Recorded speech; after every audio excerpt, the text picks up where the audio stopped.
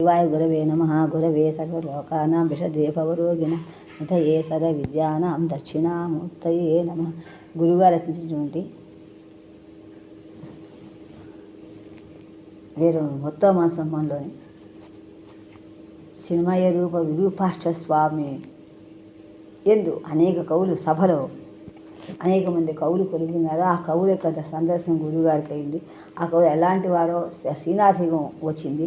శ్రీనాథుడు అంత యుగంతో తీసుకొచ్చాడు. యుగం శ్రీనాథయుగం అనేక అందరూ తెలుగు సంస్థ కవులందరూ వచ్చారు. మన శ్రీనాథయుగంలో ఎవరు ఉన్నారు చెప్పుకుంటున్నాము.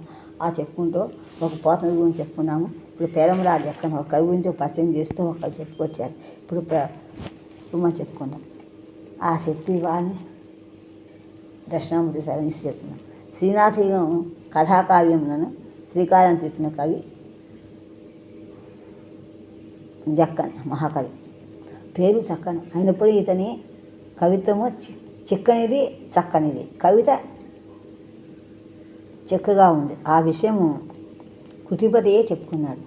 వర్ణాత్మక శైలి అయినప్పటికీ కూడా జక్కన వలె చిక్కని కవితను ఇమ్మడిగా చెప్పగలిగే తెలుగు కవులలో శకపురుషుడని కవులు అరుదు, చాలా తక్కువ.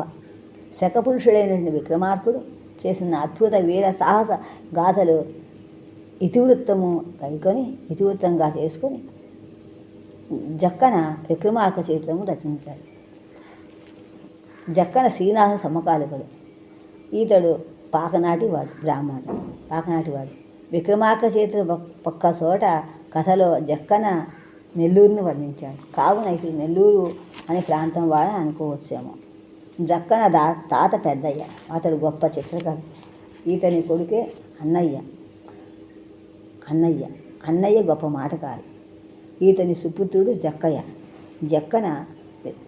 జక్కన విక్రమార్క చరిత్రమును క్రీస్తకం 1375-14 నడుము రచించారని కవిత రంగణి కర్త శ్రీ చాగండి శేషయ్య గారి నిర్ణయం.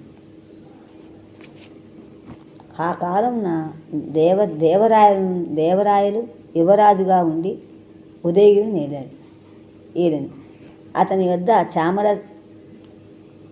చామరసు మంత్రిగా ఉన్నాడు. ఆ చామరసును దేవరాయలను మంత్రిగా జక్కన తన కావ్యములందు పేర్కొంది అని చాగంటి వారి వాదన. కానీ ఈ దేవరాయలు యువరాజుగా ఉన్నప్పుడు కానున్నప్పుడే ఈ కావ్యరచన జరిగి ఉండనట్లు ఆధారములు ఉన్నాయి. దేవరాయలను గొప్ప కావ్యములందు జక్కన మహారాయలని పేర్కొన్నాడు. అంతేకాకుండా కర్ణాటక మహేశ్వరుడని నుతించాడు. ఈ చామర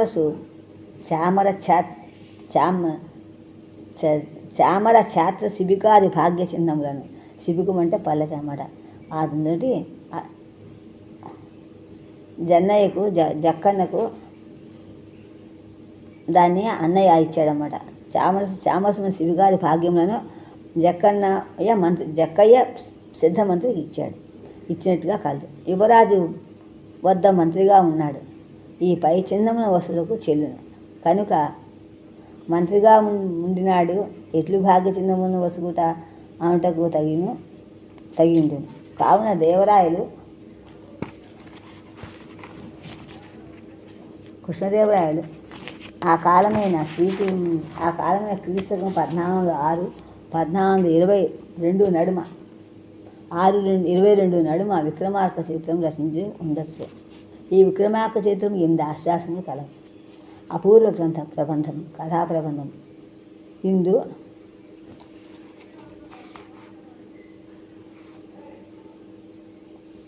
17-19 గద్య పద్యములు ఉన్నాయి. పైగా సంస్కృతంలో ఒక విక్రమార్క చరిత్రం ఉంది. అందరి ఇతివృత్తము ఇదియే అయినప్పటికీ కూడా ఈ కావ్యము దాని అనువాదము కాదు, అనుకరణం అంతకంటే కాదు. ఇతివృత్తము బట్టి వీనిని కేతన దశకుమార చరిత్రలో కొంతవరకు చూసారు. కేతన దశకుమార్త ఇది దండి మహా కాకుండా కేతన కూడా దశకుమార్త రాశారు. కొంతవరకు పోవచ్చు, దాన్ని చెప్పచ్చు, దీన్ని పోల్చచ్చు అన్నమాట. అందరి కథలు ఆ నాయకునితో పాటు నాయకుని యొక్క మిత్రులు కూడా నిర్వహించింది. ఇందరి కథలు అట్లు కాక నాయకుడే సాహసముతో చేసిన వీరగాథలు, శ్రీనాథుని జక్కన అనుసరించిన పట్టు, శ్రీనాథుని జక్కన పట్టు అక్కడక్కడ మనకి కనిపిస్తాయి. జక్కన గురించి చెప్పాలంటే కృతిపతి ఇలా చెప్పాడు. కృతిపతి అని చెప్పాడు, చక్కన నీ వైదృశ్యము, చక్కన నీ కావ్య రచన చాతుర్యంబున్, చక్కన నీ వాక్వైఖరి, చక్కన నీ వంశ మహిమ, చక్కన సుకవి అని చక్కన రాశాడు. ఇక స్వాభావిని కానన కలిక ప్రాభవముల ఉభయ భాష ప్రోఢిమ చెప్పన్, భూభువనంబున సరిలేరా భారతి నీవు దక్కన నన్నయ్య జక్క అని ఆటలు చక్క రాశాడు. ఇందు ముందు కేతన బలే జక్కను కూడా కథాకథనమునకు ఉచితమైనటువంటి శైలి చేపట్టాడు. వర్ణములు చేయడంలో అందులో తన వ్యక్తిత్వాన్ని కూడా నిలుపుకొన్నాడు. అలతి కొంచెం పదాలతోనే కూర్పుతోనే అతడు చూపిన నేర్పు సామాన్యమైంది కాదు. ఇతడు గజ్జిలో చెప్పుకున్నట్లు శారదాదయా విధేయుడు, అఖిల కవిమిత్రుడై సరసమకు కవిత ఈతని సొత్తు అని చెప్పుకున్నట్టు ఆయన. అందువలన సందర్భం తగినట్లుగా సామెతను కూడా వాడాడు. నాచన స్వామిని తర్వాత ఈతడు ఎన్నిక ఎక్కును. ఇలా తెలుగు తన ముట్టిపడినట్లు జాతీయములను కూర్చుటయిందే కాక సంస్థల లోకోత్తులను కూడా అతికినట్లు మనకి చక్కని అందవేసించేయి. పసిడి పళ్ళమైనప్పుడు కూడా చేరువకు చోటు కావాలి కదా. మరువము ముడుగదోడని పరిమళము ఉదయించినట్లు నంది పిండివడి యము వంటి వాడన్నట్లు వడియము వంటిని గప్పిగాటు వలదే. గుడి మింగిన వానికి గుళ్ళో లెక్క అని, పాప నోటి వాడికి తామరాకున నీటి సాగునే అని అనేటువంటి నంది పిండేవాడికి యముని వంటిని గప్పి దాటుకొలుతుందా? యముడు దెబ్బ వాడికి ఏం తగులుతుంది? నందినే పిండి చేశాడు. యముడి దెబ్బ వాడికి ఏం తగులుతుంది? తామరాకును నీటి కొట్టుకోలేదు.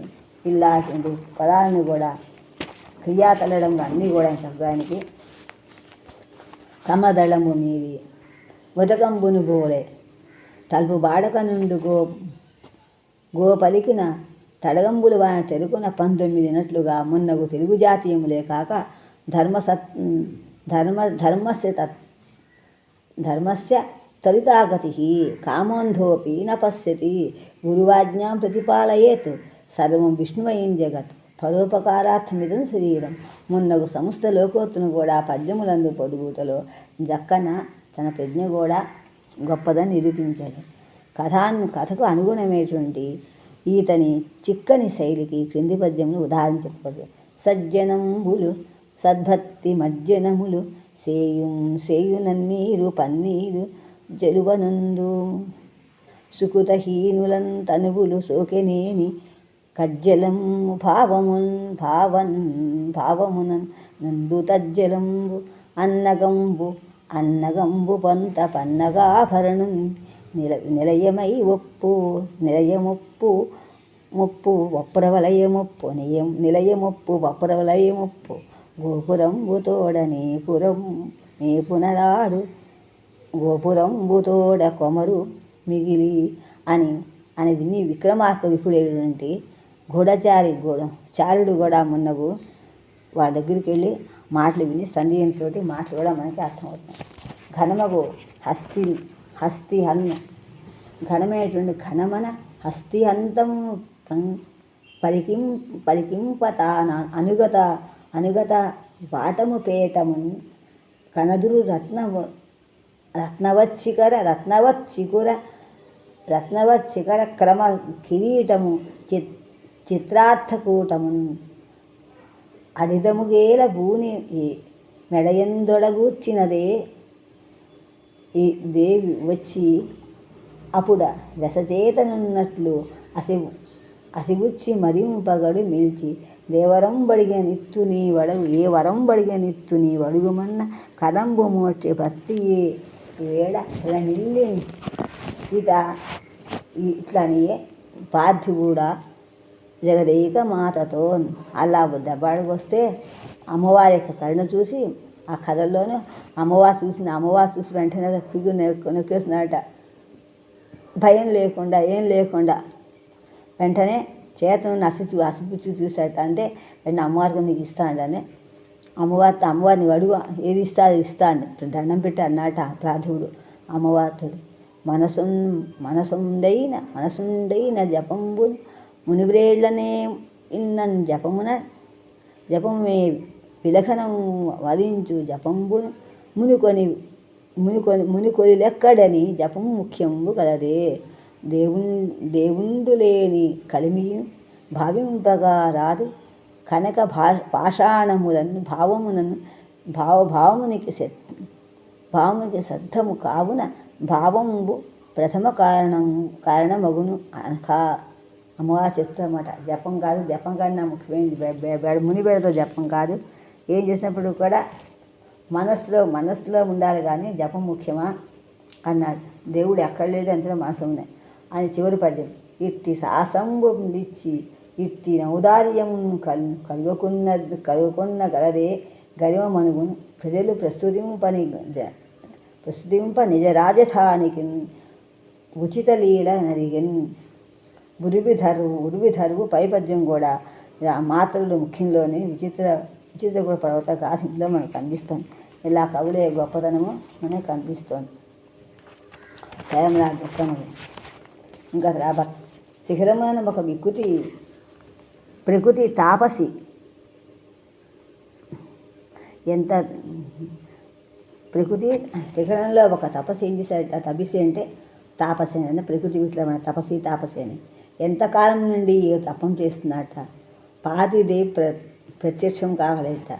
విషయం తెలుసుకుని విక్రమాదిత్యులకు వెళ్ళి చిత్రకూటగిరి కారే తనను తిరిగి వేల్స పార్వతిని ఇప్పుడు ప్రత్యక్షమై కావించుకోన తప్పది నా వాడు ఎందుకు ఎంతకాలం ఎందుకు ప్రత్యక్షం అవ్వలేదు అడిగితే ఆ పార్వతి ప్రత్యక్షమేంట.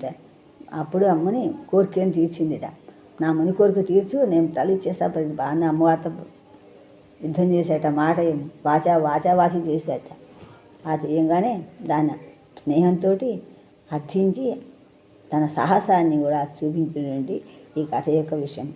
తెలుగు సాహిత్యంలో ఈ జక్కన విక్రమార్క చరిత్రమున కొన్న పేరు పెంపులను తక్కువ కథాకాయములకు కానరావు. ఇంకే కథ ఎందుకు కూడా ఇన్ని కావ్యాల్లో కూడా ఇన్ని పుస్తకాలు కూడా ఆ సాహసము ఆ కథ చెప్పడం కూడా చాలా గొప్పది. ఇలాగే దండిగా కూడా రాశారు. సంస్థలో మరి దశమా చరిత్ర రాశారు కదా. పెంపు కథాకావ్యములకు కానరావు. ఈ విషయమే విక్రమార్క చరిత్రము యొక్క తత్కర్తయ్య చక్కని యొక్క కవితాశక్తిని చాటుతోంది. ఇక మాటలు ఎందుకు ఆయన కవితను తెలుస్తుంది కదా. ఇప్పుడు అనంతామాత చెప్పుకుంటాం.